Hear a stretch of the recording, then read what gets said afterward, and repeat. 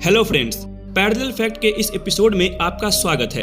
इंसान अपनी पूरी जिंदगी मेहनत करता है अपने परिवार के लिए पूंजी इकट्ठा करने के लिए, ताकि उसके जाने के बाद उसका परिवार उस पूंजी को अपने इस्तेमाल में ला सके। परंतु इंसान अपने जीवन काल में सिर्फ पूंजी ही नहीं कमाता, कुछ पाप भी कमाता है। और जैसे उसके कमाए पूंजी पर उसके बच्चों का हक होता है, उसी तरह उसके कमाए पापों में भी उसके बच्चों का हिस्सा होता है। ये कहानी है उत्तराखंड के एक गांव जोशीमठ के एक समृद्ध परिवार की। घर के बाहर बहुत बड़ी जमीन है जिस पर एक काफी पुराना बरगद का पेड़ भी था।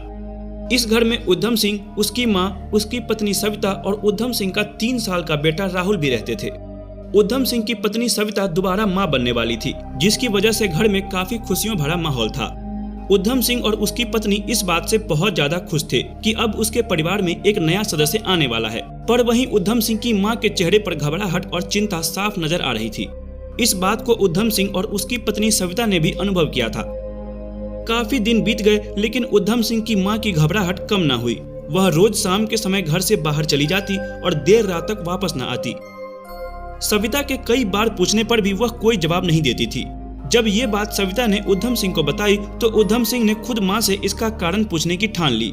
वो अगली सुबह अपनी मां से उसकी चिंता और घबराहट का कारण पूछने लगा, तो उसकी मां ने कोई जवाब नहीं दिया।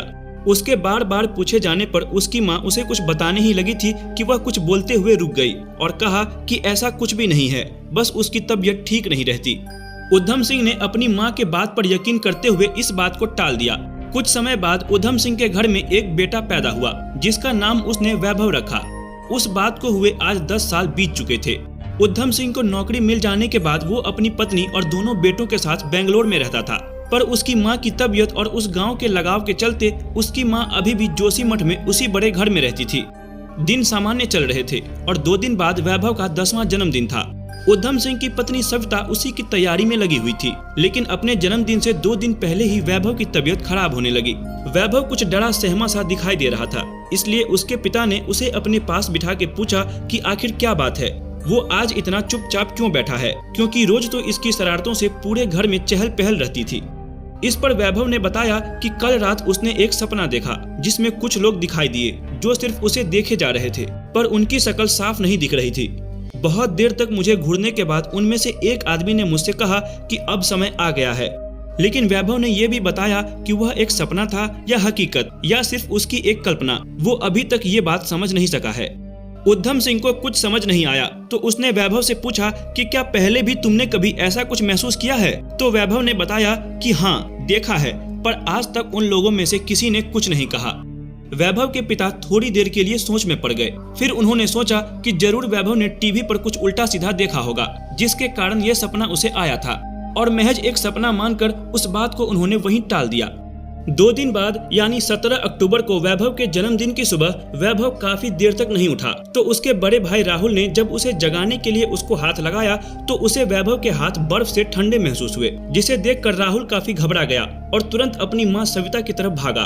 पर जब सविता और उद्धम सिंह ने वैभव को आकर हाथ लगाया तो उसका शरीर बुखार में तप रहा था। राहुल इस बात से हैरान रह गया कि अभी तो उसके भाई का हाथ एकदम ठंडा हो गया था, अब एकदम से गर्म कैसे हुआ।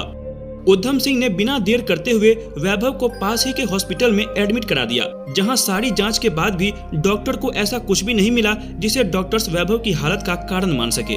ये जानकर उसके माता पिता और भी परेशान हो गए कि अगर उनके बेटे को कोई बीमारी नहीं हुई तो वो अभी तक बेहोश क्यों हैं। जब रात तक वैभव को होश नहीं आया तो सविता ने अपने पति को उसकी मां को खबर करने के लिए कहा।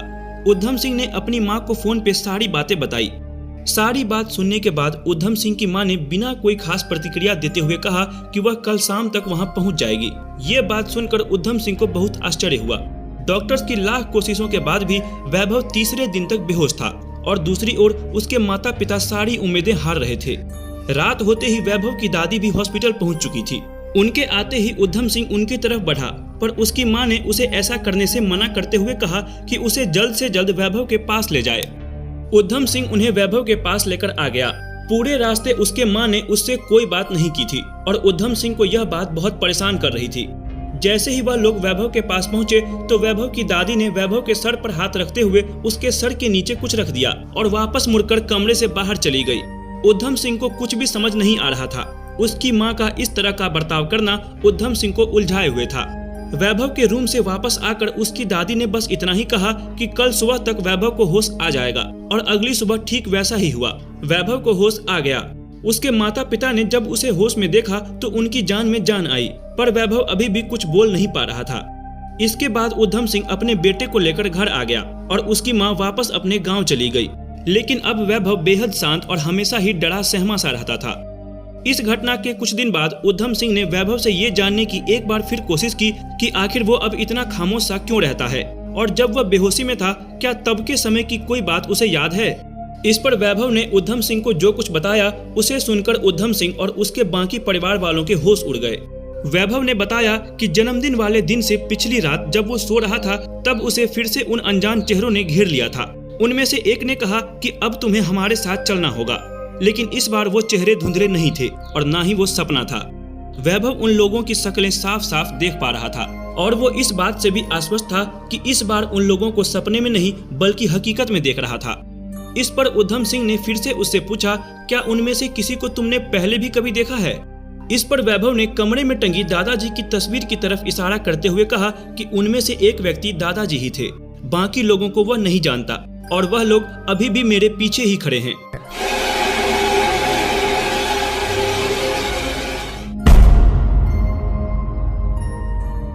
आगे की कहानी हम जल्द ही लेकर आएंगे।